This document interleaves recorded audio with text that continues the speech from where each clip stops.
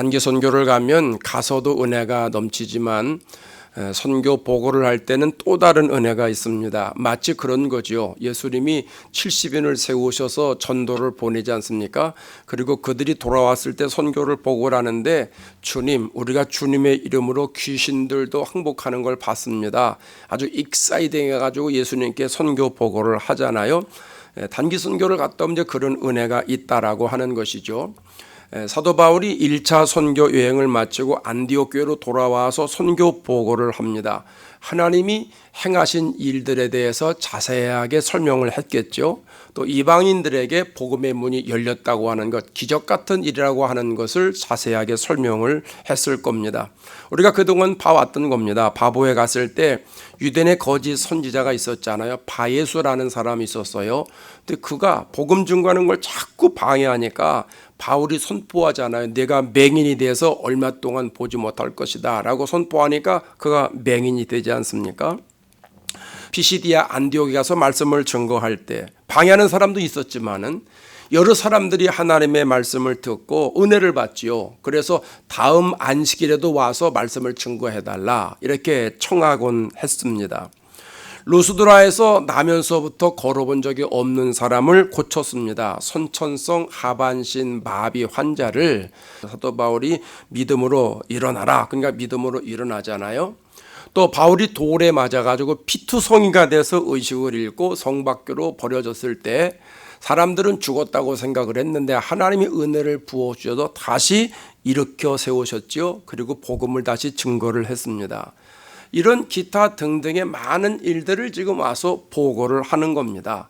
결국은 하나님이 이 모든 일을 하셨다고, 하나님이 우리 선교팀에게 이런 은혜를 부어주셨다고 계속해서 간증을 하고 이랬단 말입니다. 그런데 은혜가 계속 지속되고 넘쳐야 되는데 예기치 못한 일이 발생을 합니다. 그것이 1절입니다. 1절에 이런 얘기가 있습니다. 어떤 사람들이 문제입니다. 이 어떤 사람들이 어떤 사람이냐 하면 유대로부터 내려와서 유대로부터 내려온 어떤 사람들, 이 사람들면 문제가 되는 거예요. 형제들을 가르치되 너희가 모세의 법대로 할례를 받지 아니하면 능히 구원을 받지 못하리라 하니. 유대로부터 내려온 사람들, 예루살렘으로부터 내려왔다라고 하는 겁니다. 계속 반복돼서 나오니까 기억해 두시면 좋습니다. 어떤 사람들은 예루살렘으로부터 내려왔다, 예루살렘 교인들이다 하는 거예요. 예루살렘 교인들 몇 사람이 내려와서 안디옥 교회 교인들을 가르쳤다라고 하는 거예요. 그러니까 뭘 가르쳤냐 하면 모세의 법대로 할례를 받아야 된다는 거예요. 할례를 받지 않으면 구원받지 못한다, 이것을 가르쳤다라고 하는 거예요.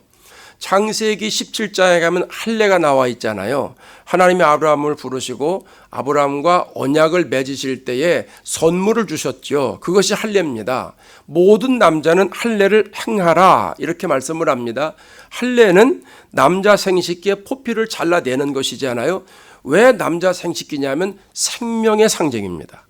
생명의 상징이기 때문에 하나님의 은혜로 구원받아서 이제는 아브라함이 하나님의 자녀가 되었고 믿음의 조상이 되었고 새로운 생명을 얻게 되었으니까 이 생명은 하나님의 것이다 라고 하는 걸 고백하는 게 할례입니다.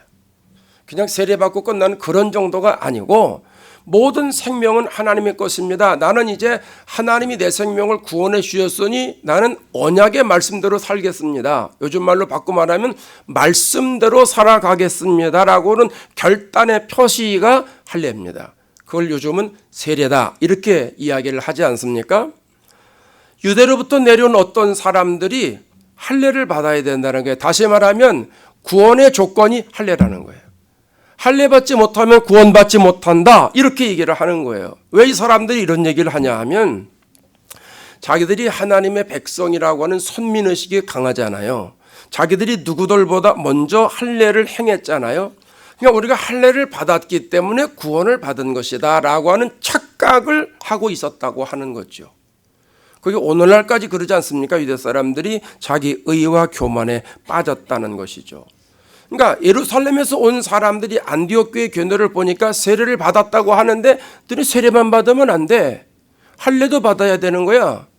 모세 율법을 지켜야지. 세례 오케이. 세례를 부인한 게 아니에요. 세례 오케이. 그러나 할례도 받아야지. 왜 율법을 거역해? 할례도 받고 세례도 받아라. 그런 얘기예요. 그러니까 구원의 출발점이 할례다. 지금 이것을 강조하는 거예요. 그러니까 안디옥 교회가 혼란에 빠집니다. 이게 신학적으로 굉장히 중요한 문제거든요. 구원의 문제에서도 굉장히 중요하고 교회론에서도 굉장히 중요한 문제인데 이 문제 가지고 교회가 혼란에 빠졌습니다. 그래서 2절에 가면 이렇게 말합니다. 2절 바울과 및 바나바와 그들 사이에 적지 아니한 다툼과 변론이 일어난지라. 자, 잘 보세요. 바울과 바나바가 선교팀이죠. 그 사람들과 그들 사이에, 그들이 누굴까요? 유대에서 내려온 사람들, 예루살렘 교인들, 그들을 얘기하는 거예요. 바울과 바나바와 그들 사이에 적지 아니한 다툼과 변론이 일어났다라고 얘기를 합니다. 그러니까 안디옥 교회 성도들과 예루살렘에서 내려온 성도들 사이에 다툼이 일어난 게 아니에요. 안디옥 교인들은 지금 침묵하고 가만히 있습니다. 예루살렘에서 내려온 사람들과 바울과 바나바 사이에 적지 않은 다툼이 일어났는데 세번역 성경에 보면 적지 않은 충돌과 논쟁이라고 표현했고 현대인의 성경에서는 심한 논쟁으로 표현을 했습니다. 그러니까 사실 이 예루살렘 교회에서 내려온 몇몇 교인들하고 바나바와 바울 이 선교팀들하고 논쟁이나 충돌이 일어날 일이 아니거든요. 왜냐하면 안디옥 교회가 어떻게 세워졌어요? 예루살렘의 핍박이 일어날 때에 흩어진 사람들이 안디옥에까지 와서 복음을 증거했잖아요. 그래서 예수님의 십자가의 보혈로 구원받는다라고 하는 것을 유대인뿐만 아니라 이방인에게도 다 해당된다고 이야기를 하잖아요. 그때 성령의 역사가 일어나죠. 그래서 구원의 복음을 들은 사람들이 모였던 것이 안디옥 교회입니다. 그래서 안디옥 교회는 예수님의 십자가 위에 피 묻은 복음 위에 세워졌어요. 그리고 놀랍게 부흥하고 성장을 했어요. 이 소식을 예루살렘 교회가 듣잖아요. 그리고 바나바를 선교사로 파송을 해서 안디옥 교회 담임 목사로 세웁니다. 바나바가 와서 목회를 하는데 교회가 놀랍도록 부흥이 되니까 바나바가 다소에 있는 바울을 찾아가서 데려다가 부목사로 삼고 교회에 목회를 합니다. 그 담임 목사와 부목사가 같이 목회를 하는 교회가 성장을 했습니다. 여러분, 부목사를 둘 정도라면 적어도 100명은 넘어야 되잖아요. 그렇죠? 100명 될 수도 있고 200명 될 수도 있죠. 안디옥 교회가 지금 미니멈으로 얘기를 하는 거예요. 그럼 그 정도 됐습니다. 그러면 안디옥 교회가 지금 바울과 바나바의 목회 지도를 받으면서 목양하면서 교회가 성장을 했습니다. 그럼 어떤 입장을 취해야 됩니까? 안디옥 교인들이 바울과 바나바 그 전에 담임 목사, 부목사의 말을 들어서 그들의 입장을 따라야 됩니까? 아니면 예루살렘 교회에서 내려온 몇몇 사람들의 말의 입장을 따라야 됩니까? 그래도 자기들 교회를 신앙생활하면서 자기들에게 말씀 양육했던 바울과 바나바 그들이 성령의 인도함으로 선교사로 나가는데 그들의 말을 따라야 옳지 않느냐 하는 겁니다. 아니면 예루살렘 교회에서 온 사람들의 말을 반박하든가. 무슨 소리냐? 예수님의 십자가 보혈을 통해서 구원받는 거지. 어떻게 모세의 율법을 따라서 할례를 받아야 구원을 받느냐? 구원론이 확실했다라면 이 사람들이 그 사람들에서 반박하고 있지 않겠습니까? 여러분 같으면 어떡하시겠습니까? 여러분 같으면 다른 사람들이 세례받았다고 구원받습니까? 할례 받아야지. 이렇게 말한다면 여러분 뭐라고 대답하시겠어요? 당연히 뭔 소리야. 예수님 십자가별로 구원받는 거지. 당연히 나서지 않으시겠습니까? 그것이 구원의 확신을 가진 사람들 입장 아니냐 하는 겁니다. 그런데 이 사람들이 어떻게 입장을 취합니까? 2절에 가면 형제들이 이 문제에 대하여 이 할례의 문제입니다. 바울과 바나바와 및 그 중에 몇 사람을 예루살렘에 있는 사도와 장로들에 보내기로 작정하니라. 안디옥 교회 성도들은요 중도입니다. 좋은 말로 중도죠. 침묵하고 있는 겁니다. 딱 침묵하고 있는 게 이게 어느 편에서라 그 얘기가 아닙니다. 옳고 그름 가운데서 지금 자들이 침묵하고 있다는 거예요. 그러면서 바나바와 바울과 몇 명의 성도들과 같이 예루살렘 교회에 보내서 예루살렘의 사도와 장로들에게 판결을 받아와라. 지금 이렇게 얘기를 하는 거예요. 왜 안디옥 교회 성도들이 이런 입장을 취했을까요? 구원에 대한 확신이 없어서 그럴까요? 구원에 대한 확신이 없으면 그 교회 공동체가 그렇게 부흥되겠습니까? 그러니까 부흥하고 성장했던 걸 가만히 보면 그들이 예수를 잘 믿었고 거기서 그리스도인이라고 하는 말이 처음 나온 걸 보면 이분들은 구원의 확신이 분명히 있습니다. 그런데 왜 자기들이 나서 해결을 못하고 예루살렘 교회 가서 해결하고 와라, 왜 이렇게 보냈을까?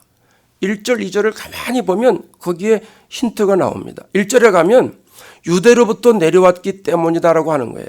그게 무슨 말이냐 하면 예루살렘 교회는요, 정통교회입니다. 정통교회. 유대인 교회입니다. 자기들은 이방인 교회고 정통교회가 아닙니다. 그러니까 왠지 모르게 정통교회가 올 것 같아. 왠지 모르게 그 사람들이 말하는 거에 뭔지는 모르게 뜻이 있지 않을까? 그런 생각을 하고선 나서지를 못하는 거예요. 2절에 가면 예루살렘에 있는 사도들에게 보냈다고 그랬습니다. 예루살렘 교회에 보냈다고 기록을 안 하고 예루살렘에 있는 사도들과 장로들, 앞에 사도들이 나옵니다. 사도들에게 가서 판결을 받아와라, 이 얘기입니다. 이 얘기는 뭐냐 하면 바울 서신을 가만히 보면 바울을 계속 괴롭혔던 게 뭐냐면 사도 바울의 사도성입니다. 사도성. 고린도 교회를 보면, 갈라디아 교회를 보면 바울을 가장 힘들게 했던 게 뭐냐면 사도성입니다. 다시 말하면 당신은 예수님의 사도가 아니지 않냐, 예수님의 12제자가 아니지 않냐, 그 얘기예요. 그 얘기. 자, 마띠아를 선출할 때 어떤 사람을 선출하냐면 사도행전 1장 21절에 가면 가룟 유다가 죽고 난 다음에 12제자 중에 한 사람을 추가로 해야 되잖아요. 그때 한 사람 마띠아를 뽑는데 기준이 있어요. 1장 21절에 가면 이러함으로 요한의 세례로부터 우리 가운데서 올려져 가신 날까지 주 예수께서 우리 가운데 출입하실 때에, 그다음이 중요합니다. 항상 우리와 함께 다니던 사람 중에 하나를 세워 우리와 더불어 예수께서 부활하심을 증언할 사람이 되게 하여야 하거늘. 자, 두 가지입니다. 하나는 예수님과 함께 다니던 사람이어야 된다는 거예요. 예수님과 함께 다니던 사람, 예수님이 육신으로 오셨을 때에 3년 동안 공생애를 사실 때 예수님과 동거동락한 사람, 예수님과 같이 먹고 예수님과 같이 마시면서 예수님이 역사하셨던 걸 경험한 사람, 이런 사람이래야 12제자에 들어갈 수 있다라는 거예요. 그 다음에 두 번째는요, 예수님의 부활을 증거할 사람, 부활 신앙을 가지고 있는 사람, 사망 권세를 이기시고 부활하신 예수님을 만난 사람이다, 이렇게 얘기를 하는 거예요. 이런 조건에 사도 바울이 들어가요, 안 들어가요? 안 들어가잖아요. 안 들어가요. 근데 이걸 알았어요, 몰랐어요? 알았죠. 근데 평소에는요, 그냥 지나쳐 갔어요. 별문이 아니라고 생각을 했어요. 그런데 예루살렘에서 내려온 사람들의 말을 가만히 들어보니까 일리가 있거든. 그게 일리가 있는 거예요. 바울에게는 복음에 열정이 있는 것 교인들이 알지요. 안디옥 교인들이 알아요. 성경을 많이 알고 있고 율법을 많이 꿰뚫고 있다는 거, 바리새파 사람이었으니까 안디옥 교회 성도들이 알아요. 설교의 메시지가 정확하다는 거, 사도 바울이 설교 잘한다는 거, 그거 알아요. 십자가와 부활 중심으로 설교했다는 것, 또 사도 바울이 자기 욕심 다 내려놓고 목숨을 걸고 내려갔다는 거, 안디옥 교회 성도들이 전부 알아요. 요즘 말로 말하면 목회자로서의 최고의 자격을 갖췄다는 거, 안디옥 교회 교인들이 안다는 거예요. 다 인정하는 거예요. 그런데 한 가지 찜찜한 게 있는 거예요. 예수님으로부터 직접 배운 사도는 아니지 않냐. 그거 하나. 다른 거는요, 목회자로서의 자격을 충분히 다 갖췄는데 12제자는 아니지 않냐. 이게 안디옥 교회 교인들 마음속에 있었던 거예요. 그러니까 예루살렘에 있는 사도들에게 보내는 거예요. 예루살렘에 누가 있어요? 베드로가 있거든요. 베드로를 비롯한 예수님의 사도들이 예루살렘 교회에 있거든요. 그러니까 그 사도들한테 가서 진짜인지 가짜인지 확인해 와라, 그렇게 얘기를 하는 거예요. 여러분, 사도는 예수님의 12제자 안에 들어가야만 사도가 될까요? 우린 그런 생각 안 갖죠. 그럼 예수님이 이 사도 바울을 안 만나주셨나요? 다시 말하면 바울이 사도 바울을 못 만났나요? 아니요, 만났어요. 다메섹 도성에서 예수님을 만났는데요, 육신을 입고 오신 예수님을 직접 만나보지는 못했어요. 우리도 마찬가지 아닙니까? 여러분, 우리 중에 육신을 입고 오신 예수님 만난 분 계세요? 예수님 2000년 전의 사람인데 그렇다고 우리가 예수님을 못 만났어요?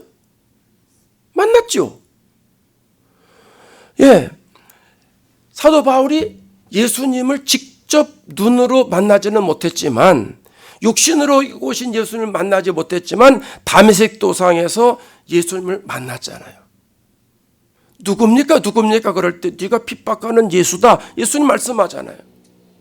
그리고 내가 너를 이방인을 위해서 너를 불렀다 하는 이방인을 위한 사도라는 음성도 확실히 들었잖아요.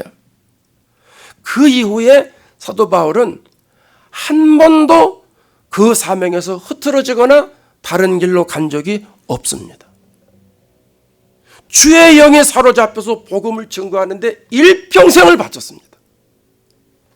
나중엔 참수형으로 죽었습니다. 사도는요, 사람이 세우는 게 아니거든요. 사도성이라고 하는 것, 사도의 권위는 사람이 부여하는 게 아니거든요. 그런데 예루살렘에서 내려온 사람들은 사도성이라고 하는 문제를 짚고 넘어가는 거죠. 계속 그 문제가 깔려 있는 거예요. 그것이 세례라고 하는 것 쪽으로, 할례라는 쪽으로 나타나고, 이 안디옥 교회 사람들도 그런 거에 동조하고 있다라고 하는 겁니다.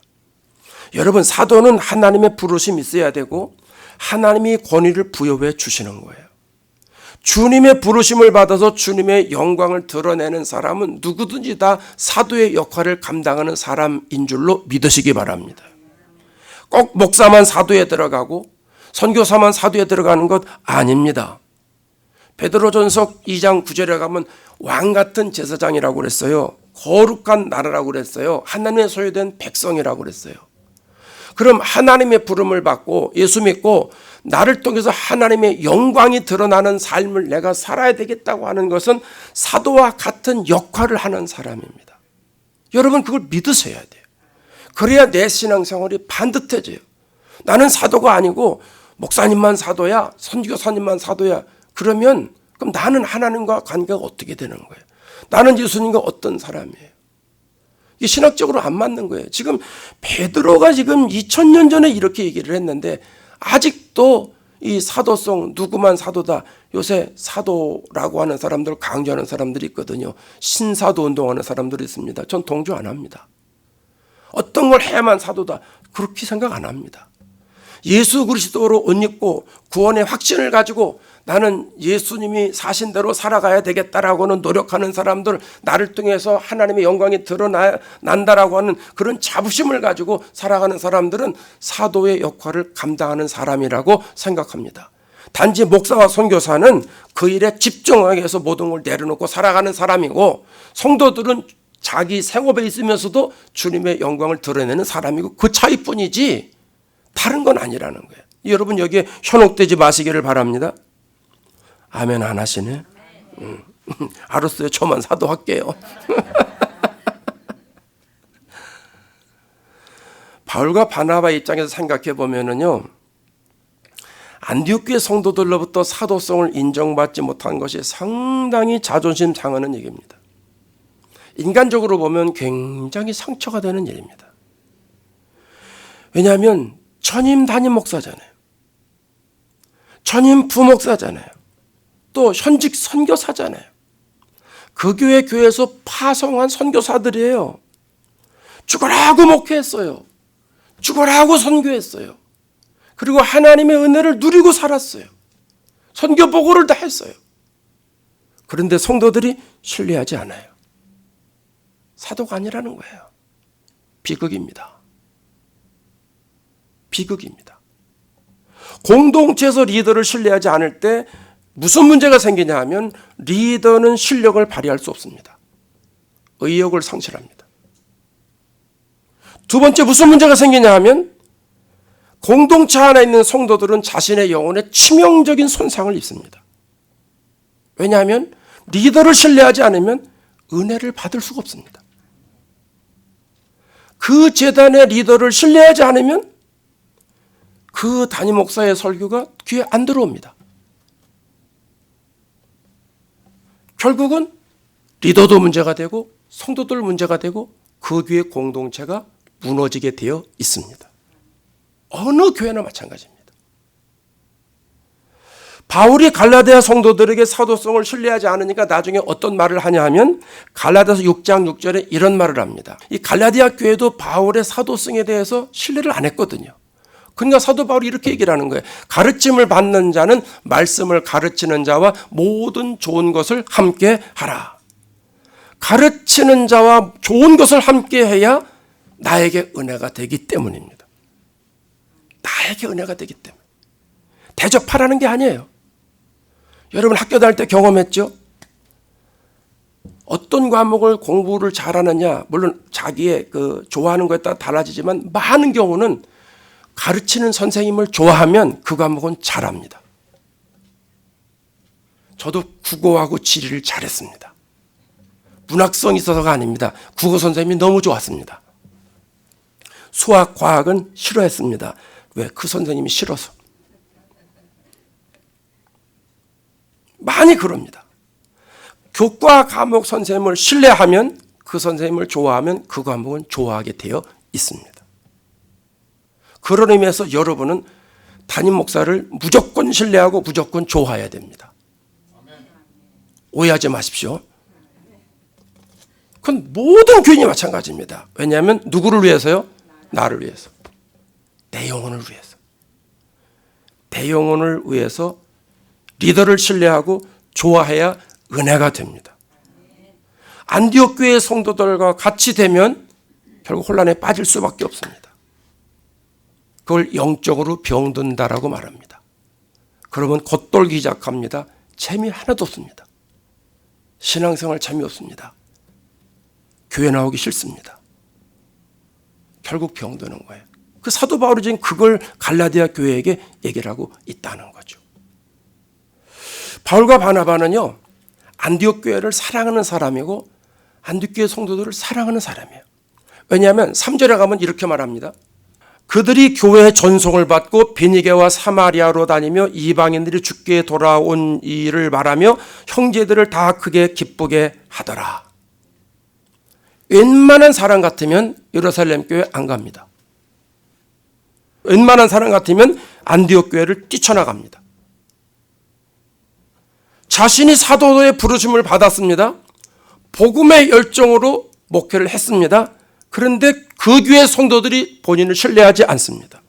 그리고 자기들이 결정 안 하고 예루살렘 교회 가서 받아와라는 거예요. 여러분 1차 선교가 여행 갔을 때 안디옥 교회가 무슨 선교비를 뒷받침해 줬습니까? 바울은 자비량 선교사입니다. 텐트 메이커입니다.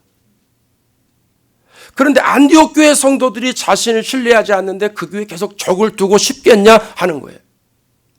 웬만한 사람 같으면 관계를 끊습니다. 그리고 다른 교회에 적을 두고 선교를 가든지 아니면 자기 혼자서 선교를 갑니다. 왜? 1차 선교에서도 자비량으로 했거든요. 그럼 2차 선교에서도 자비량으로 해도 되잖아요. 3차 선교 가서도 자비량으로 하거든요. 얼마든지 그렇게 할 수 있어요. 자기 신뢰 안 하는 사람들한테 왜 자꾸 자기가 그렇게 행합니까? 자기 마음대로 복음 열정도 있고 구원의 확신도 있고 그러니까 그렇게 한다고 하나님이 막느냐? 그렇지 않습니다. 합력의 선을 이루시는 분이니까 그렇게 할 수 있다는 거예요. 그런데 바울과 바나바는 그렇게 하지 않았다는 거예요. 교회 공동체 결정을 따랐다는 거죠. 예루살렘으로 갔다는 거죠. 그만큼 안디옥 교회를 사랑했다는 거예요. 교회 분열을 원치 않는 거예요. 교회 교인들을 기다려주는 거예요. 이게 바울과 바나바라는 거예요. 여러분 오늘 본문에 중요한 교훈이 있습니다. 교회는 논쟁도 필요합니다. 또 가끔 있습니다. 자신의 생각을 관철하는 사람도 있습니다. 그런 경우도 있긴 합니다. 그러나 하나님이 행하신 일을 전해야 되는 게 더 중요한 일이고 교회의 본질은 논쟁하는 데 있지 않습니다. 교회를 하는 방법이 달라도 괜찮습니다. 교회를 내가 바로 세운다고 하는 생각, 여러분 교회는 주님이 세우는 거지 우리가 세우는 게 아닙니다. 논리나 논쟁에 집중하면 교회는 본질을 잃어버립니다. 그리고 그리스도인으로 살아가는 동력을 잃어버립니다. 내가 예수 믿으려고 하는 이 힘까지 전부 다 잃어버리게 된다는 거예요. 그래서 교회에 어떻게 해서든지 피해가 생기지 않도록 우리가 해야 된다는 거죠. 그래서 바울과 바나바는 그거를 알기 때문에 자기 혼자 뛰쳐나간 게 아니에요. 예루살렘 교회로 간 거예요. 그래서 4절 5절에 가면 어떻게 말합니까? 예루살렘에 결국 도착하게 됩니다. 교회와 사도와 장로들에게 영접을 받습니다. 하나님이 자기들과 함께 계셔 행한 모든 일을 말하게 됩니다. 선교복을 또 하는 거예요. 그런데 또 문제가 있어요. 바리새파 중에 어떤 믿는 사람들이 일어나 말하되 이방인에게 할례를 행하고 모세의 율법을 지켜라 명하는 것이 마땅하다 하니라. 예루살렘 교회에서도 안디옥 교회에서 있었던 논쟁이 또 재현되는 거예요. 바리새파 중에 예수 믿는 사람들이 있는데 이 사람들도 똑같이 안디옥 교회에서 예루살렘 교회에서 있었던 몇몇 사람들이 와서 이야기하는 거 똑같이 얘기하는 거예요. 사도 바울이 선교 보고를 하니까 무슨 소리야? 이방인에게도 할례를 행해야지. 할례를 행해야 구원받는 거지. 무슨 소리야? 그런 식으로 목회하면 당신 어떻게 하라는 거야? 당신 그런 식으로 선교하면 안 되는 거야. 이런 사람들이 예루살렘 교회에서도 있다라고 하는 거죠. 여러분, 어느 교회를 가든 이상한 논리를 피는 사람은 있어요, 없어요? 있어요. 어느 교회나 다 있어요. 세상에 문제없는 교회는 하나도 없습니다. 천국 가야지 있습니다. 천국 가야 문제가 없습니다. 이 땅에는 다 문제가 있습니다. 왜요? 죄인들이 모여있는 곳이기 때문에 그런 거예요. 그래서 예루살렘 교회가 이 할례에 대해서 아주 계속 논쟁을 하는 거예요. 7절에 가면 많은 변론이 있다는 얘기는 여러 사람들이 와서 얘기했다는 거예요. 찬성하는 사람, 반대하는 사람, 이렇게 말하는 사람, 저렇게 말하는 사람. 아니야, 예수님의 피로 구원받는 거야. 아니야, 할례를 받아야지. 아니야, 예수님 말씀이 중요하지. 무슨 소리야? 모세 말씀도 중요하지. 서로 계속 논쟁을 하면서 시간을 보냈다는 거죠. 역사학자들이 이 모임을 제1차 예루살렘 공회의라고 말합니다. 주제는 할례입니다. 할례. 할례를 받아야 구원받느냐, 은혜로 구원받느냐, 십자가 보혈로 구원받느냐, 요 논쟁을 하고 있는 것이죠. 자, 7절 8절에 가면 이제 결론 부분이 나오는데 많은 변론이 있은 후에 누가 문제를 해결하냐면 베드로가 말합니다. 베드로. 자, 베드로가 일어나서 말합니다. 너희도 알거니와 하나님이 이방인들로 내 입에서 복음의 말씀을 들어 나 믿게 하시려고 오래 전부터 너희 가운데서 나를 택하시고 또 마음을 아시는 하나님이 우리에게와 같이 그들에게도 성령을 주어 증언하시고. 이게 무슨 말이냐 하면 예전에 얘기를 하는 거예요. 예전에 우리가 10장에서 배웠잖아요. 하나님이 베드로에게 자꾸 말씀하시잖아요. 뭐 주면서 먹어라. 난 안 먹겠습니다. 불결한 거 안 먹습니다. 무슨 소리야? 내가 거룩하게 됐는데 먹어. 계속 얘기를 하고 옥신각신 하잖아요. 그러니까 나중에 그게 무슨 말인지 알죠. 그래서 그 말씀에 순종해서 어디로 가요? 이방인 백부장 고넬료 집에 가잖아요.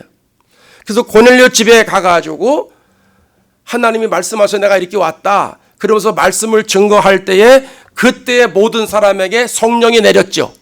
그래서 성령 받았으니 세례받자. 성령 세례받은 사람에게 물세례를 주지 않습니까? 그때 방언도 말하고 놀라운 일이 일어났잖아요. 그걸 얘기를 하는 거예요.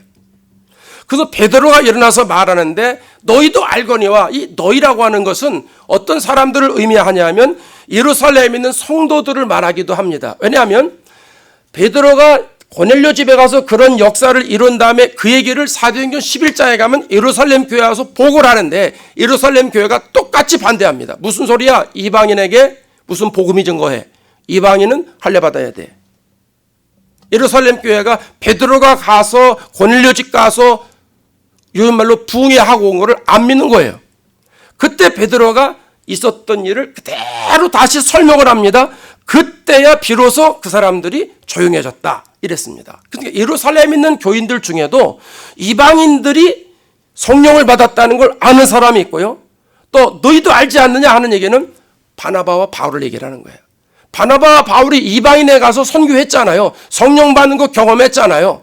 하나님의 자녀가 되는 걸 경험했잖아요. 그들이 구원받는 걸 눈으로 보고 피부로 경험했잖아요. 여러분, 베드로가 굉장히 탁월한데요. 베드로는 유대인들에게 복음을 증거하는 사도잖아요. 사도 바울은 이방인의 복음을 증거하는 사도예요. 그럼 사도 바울은 지금 이방인에게 복음을 증거하다가 이것 때문에 지금 문제가 돼가지고 많은 사람이 설득이 안 당하는 거예요. 사도 바울이 아무리 얘기해봐야 끝이 안 납니다. 이럴 땐 누가 얘기해야 끝나는 거예요? 베드로가 얘기를 해야 돼요. 왜냐하면 베드로는 유대인에게 복음을 증거하는 사도이기 때문입니다. 그리고 당시에 베드로는 예수님의 선임 제자잖아요. 베드로의 영적 권위는 대단했습니다. 사도행전 후반전으로 계속 갈수록 사도 바울 얘기가 나오는데 사도 바울이 이렇게 사역을 하기까지는 베드로가 있었습니다. 베드로가 자리를 깔아주는 거예요. 우리가 그동안 배웠잖아요. 지금 사도 바울이 예루살렘 교회에 3번째 가는 거예요. 첫 번째 갔을 때 완전 무시당했어요. 두 번째 갔을 때 가져온 헌금만 받고 그냥 돌려보냈어요. 그 다음에 3번째 가가지고 지금 베드로가 완전히 사도 바울을 복음 증거하는데 건강하게 할 수 있도록 합리화시켜주는 거예요. 사도 바울의 말이 옳다라고 하는 걸 뒷받침해주고 있다라고 하는 거예요. 참 베드로 대단합니다. 그래서 과거에 나도 이방인에게 복음을 증거했다. 그러니까 이방인들도 세례받고 구원받는 것이지 이방인들에게도 할례가 있어야 되는 건 아니다. 이걸 일목요연하게 싹 정리를 해주는 거예요. 베드로가 이렇게 얘기를 하니까 다음 시간에 볼 거지만 사람들이 조용합니다. 그리고 그 얘기를 야고보가, 예수님의 동생 야고보가 선포를 합니다. 그리고 공인을 시켜주죠. 그러면서 마지막에 이런 말씀을 합니다. 9절에 가면 이렇게 말합니다. 9절 중요합니다. 믿음으로 그들의 마음을 깨끗이 하사 그들이나 우리나 차별하지 아니하셨느니라. 이게 베드로의 말의 핵심입니다. 여러분, 복음은요 차별하지 않습니다. 복음은 차별하지 않습니다.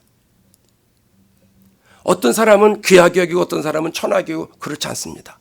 유대인에게는 구원의 복음이 들어가고 이방인에게는 구원의 복음이 안 들어가고 그렇지 않습니다. 만약에 이방인에게 복음이 안 들어갔다면 오늘 우리들도 구원받지 못합니다. 우리도 이방인이잖아요. 복음은 차별이 없습니다. 로마서 1장 16절에 이렇게 말합니다. 사도 바울의 고백입니다. 로마서 1장 16절 마지막 구절에 내가 복음을 부끄러워하지 아니하노니 이 복음은 모든 믿는 자에게 구원을 주시는 하나님의 능력이 됨이라. 먼저는 유대인에게 그리고 헬라인에게로다. 헬라인 이방인을 말하는 겁니다. 그러니까 하나님을 믿는 복음의 구원의 복음은 유대인이나 이방인이나 똑같다는 거예요. 여러분, 사람은 차별하지만 하나님은 차별하지 않습니다. 하나님은 차별하지 않습니다. 다시 말하면 하나님을 만난 사람은 차별하지 않습니다. 성령을 경험한 사람은 차별하지 않습니다. 여러분, 차별하지 않는 은혜가 우리에게 임해야 될 줄로 믿습니다. 예수님이 우리를 차별하지 않는 것처럼 우리도 사람 차별하면 안 됩니다. 교회 안에서 은근히 차별성이 있습니다. 그래서 계급화가 교회 안에 은근히 많습니다. 직분의 계급화, 자리의 계급화, 이름의 계급화, 여러 가지 계급화가 많습니다. 그게 차별입니다. 그게 나도 모르는 사이에 내 안에 들어와 있다는 거죠. 그리고 내가 그 대우를 받으려고 그러고 다른 사람도 그렇게 내가 대우하려고 그러는 마음이 우리 안에 있다는 것이죠. 여러분, 이게 샤머니즘 신앙인데 한국에 들어오는 모든 종교는 샤머니즘과 결핍됐습니다. 불교도 샤머니즘과 합해졌고 유교도 샤머니즘과 합해졌고 천주교도 샤머니즘과 합해졌고 기독교도 샤머니즘과 합해졌습니다. 일례로 결혼식과 장례식에 얼마나 샤머니즘적인 요소가 많이 섞여 있습니까? 그게 오늘날 현실인데 제가 늘 안타까운 건 기독교계에서 교단별로 좀 이렇게 만들었지만 좀 전체적으로 기독교 예식, 기독교 결혼식, 기독교 장례식 이걸 좀 확실하게 만들어서 보급하면 얼마나 좋을까. 이런 안타까움이 있습니다. 물론 저희 교단에서 만든 게 있지만 교단마다 또 다 달라요. 전부 다르기 때문에. 어쨌든 오늘 차별 없이 구원을 받은 우리들은 다른 사람들을 차별하지 않아야 된다는 것. 그래서 오늘 이 시간 기도할 때 하나님께서 우리를 차별하지 않으셨기 때문에 내가 이렇게 구원받은 백성이 되었는데 누구에게나 차별하지 않는 복음의 입장에 서서 그 복음을 증거할 수 있는 우리들 되게 해 주옵소서. 사도 바울과 같은 믿음을 가지고 바나바와 같은 믿음을 가지고 끝까지 복음을 증거할 수 있는 우리들 되게 해달라고 이 시간 통성으로 기도했으면 좋겠습니다.